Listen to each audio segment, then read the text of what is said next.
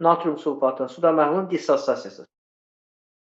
Natrium sulfat dissosiasiya eləsə, siz bilirsiniz, bizə hansı iyonları verər?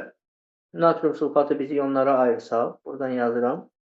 10 nömrəli suala baxırıq. Natrium 2 SO4 dissosiasiya eləyəndə bizə 2 dənə natrium müsbət verər, 1 dənə də SO4 2 mənfi verir.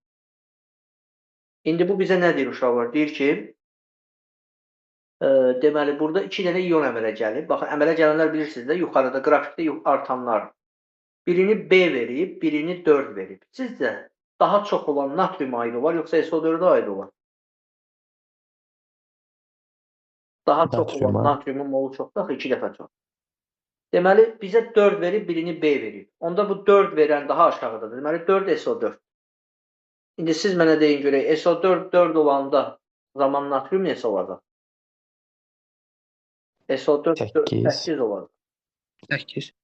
Bizə də onun B verib. Deməli, B-ni tapdıq ki, burası 8. Uşaqlar, indi siz mənə deyin görək. Bizdə deyir, B-ni tap, A-nı tap, A bizdə nədir? İndi bu neçə mol dissosiasiya eləsə, 8 natrium verər, 4 dənə SO4 verər. Bunu neçə mol dissosiasiya eləyəndə belə olacaq? 1 mol natrium sulfat, özünüz görürsünüz, 1 mol natrium sulfat bizə 2 dənə natrium, 1 dənə SO4 verir. Əgər 8 natrium, 4 dənə SO4 alınıbsa, bu gərək neçə mol dissosiasiya eləsin? 4 mol. 4 mol. Aferin, 4 mol. Onda bu başlanğıc, indi bizdən A-nı istəyir. Bunun da nə qədər dissosiasiya eləyib uşaqlar? Baxın, bura A-dan düşüb 1-ə.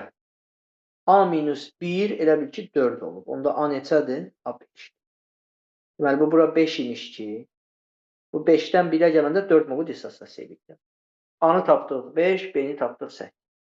Bir də bizdən uşaqlar dissosiasiya dərəcəsini istəyir. Onu necə tapacaq?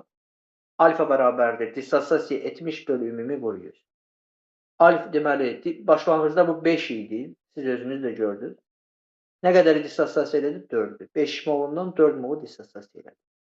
Neçə faizi dissosiasiya elədi uşaqlar? 80. Baxın,